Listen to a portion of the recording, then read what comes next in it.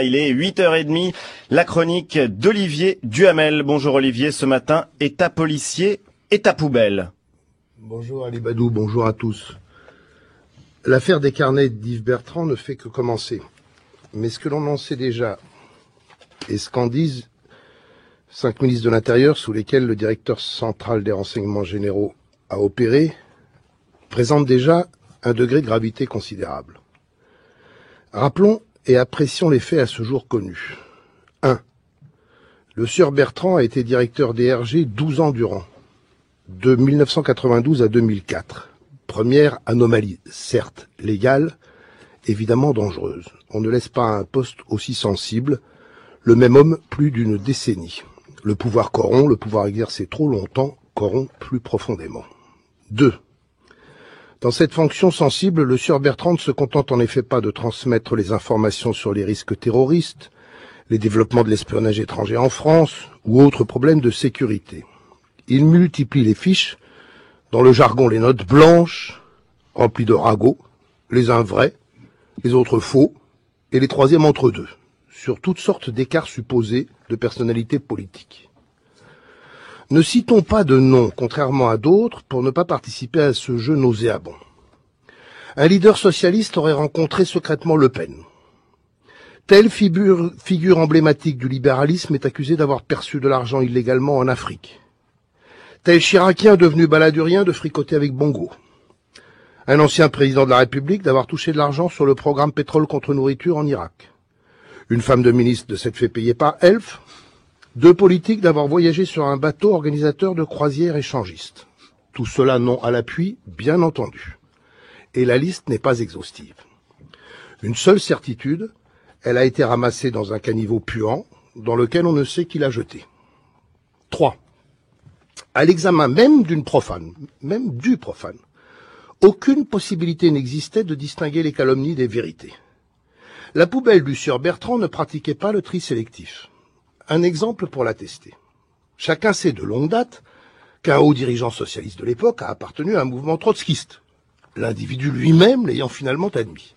Et bien sur ce fait réel, les notes dites blanches du sieur restent dans la zone grise. Bref, ce directeur DRG travaillait comme un pied. 4. Ce sale pseudo-travail portait atteinte à nombre de principes démocratiques fondamentaux. Neutralité de l'État, action publique dans l'intérêt général, respect de la vie privée, présomption d'innocence, examen contradictoire des accusations, etc., etc. 5. Les 8 ministres de l'Intérieur, censés avoir autorité sur lui, ont toléré cela. Ceux d'entre eux qui ont au moins le mérite de s'exprimer dans le monde daté d'aujourd'hui indiquent par leur réponse l'incroyable degré d'acceptation par l'État, et peut-être même par notre société, de pratiques aussi inacceptables.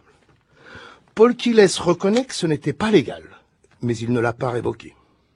Charles Pasqua que c'est inouï et scandaleux, mais il l'a gardé. Jean-Pierre Chevènement qu'il les lisait en se bouchant le nez, mais il les lisait. Seul Daniel Vaillant explique qu'il a tenté de le remplacer et que Jacques Chirac s'y est opposé. Restera bien sûr pour la suite de l'histoire à savoir qui a lâché dans la presse ces carnets supposés inaccessibles et sous scellé judiciaire. Qui, comment et dans quel but? Pour nuire à qui? Est-ce un très haut dirigeant politique qui se venge? Ou sinon, pour tenter d'innocenter qui? Est-ce un corrompu qui tente de sauver sa peau? En attendant, les seuls faits mentionnés attestent à quel point une part de notre État a été pourrie. Merci Olivier Duhamel. 8h35, dernière partie des matins, toujours en compagnie de Marcel Gauchet, philosophe, rédacteur en chef de la revue Le Débat, historien, penseur de la démocratie. Marcel Gauchet, une réaction à la chronique d'Olivier Duhamel? Les mauvaises manières de l'État français, malheureusement, ne datent pas d'hier. Et il y a de ce côté une espèce de république policière assez répugnante, qui est un cancer de très longtemps de l'État à la française, et on ne voit personne pour y changer quelque chose. C'est ça qui est désespérant, parce que le problème que vient de soulever Olivier Duhamel, il y a eu des précédents. Et rien n'a changé. Mais comment l'expliquer alors qu'il y a une demande toujours plus de libertés individuelles? Malgré tout, dans les dernières années, il y a eu accroissement des libertés. Alors, que ça perdure, que ce soit possible, Marcel Gauchet? Moi, j'ai l'explication. Alors, on va d'abord écouter Marcel Gauchet, qui est notre invité, puis Alexandre Adler, vous commenterez. Moi, je n'en ai pas. Mais je vois bien l'intervention d'une espèce de culture policière qui est enquistée dans cet appareil et qui forme une espèce d'état dans l'état. Mais je m'explique pas sa perduration qui me semble extraordinaire d'une certaine manière. C'est pourquoi je suis curieux d'écouter Alexandre Adler. Voilà, nos auditeurs l'auront compris, l'équipe des matins est là, Olivier Duhamel, Marc Ravetz nous a rejoint, Caroline Eliachev et donc Alexandre Adler. Je crois que le grand tournant, c'est le boulangisme, ou en fait les années 1880-90. Jusque-là, les radicaux et même les républicains plus modérés ont un programme de démantèlement de l'État policier qui correspond à leurs idées démocratiques.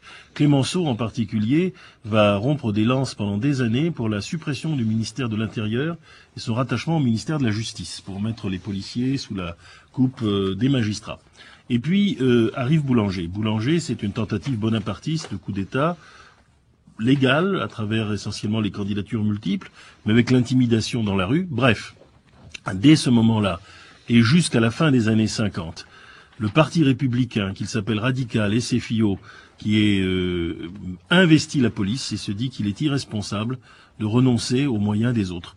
Et simplement, on met des francs-maçons à la place des cléricaux, c'est tout. Et donc, dans ces conditions, la Troisième République a non seulement instauré, mais sanctifié et développé les renseignements généraux, la quatrième, bien sûr, aussi. Alors à partir de là, les partis de droite qui ont toujours été d'accord pour leur utilisation ne vont pas se gêner. Mais enfin, que ça dure jusqu'en 2008, Olivier Duhamel. Voilà, si vous voulez, c'est ça. Moi, pour être honnête, mais je pense qu'il est possible que je sois encore naïf et beaucoup de gens avec moi. J'entends bien qu'il y a eu cette pratique républicaine face au boulangisme, mais quand même, nous sommes maintenant 147 ou près de un siècle et demi après. Énormément de choses dans notre pays se sont développées en termes d'état de droit. On va pas en dresser la liste, mais énormément. Y compris sous la Ve République, qui a quand même commencé dans une phase très autoritaire, et qui, quels que soient ses défauts, a ensuite mis en place les autorités indépendantes, une certaine indépendance de l'audiovisuel, le Conseil constitutionnel, etc., etc.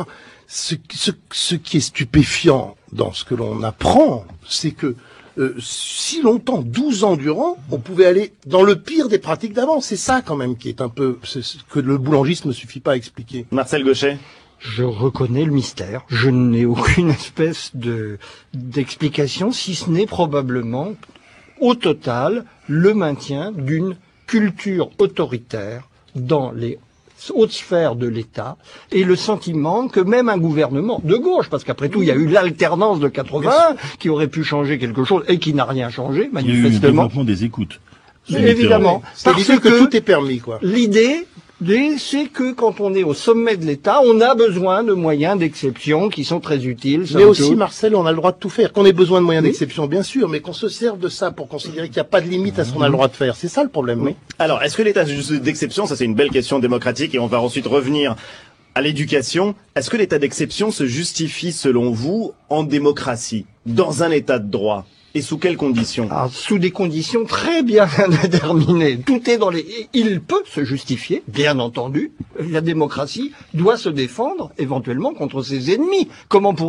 Sinon ce serait un régime totalement inconsistant. Elle a des valeurs, des principes, des règles à défendre. Mais toute la difficulté est qu'elle ne peut pas les défendre en se les contredisant. Installer une dictature au nom de la démocratie n'est pas une performance logique très remarquable. Donc, il faut encadrer l'utilisation éventuelle des moyens d'exception qui sont indispensables dans la démocratie, il faut le reconnaître. Il faut le reconnaître.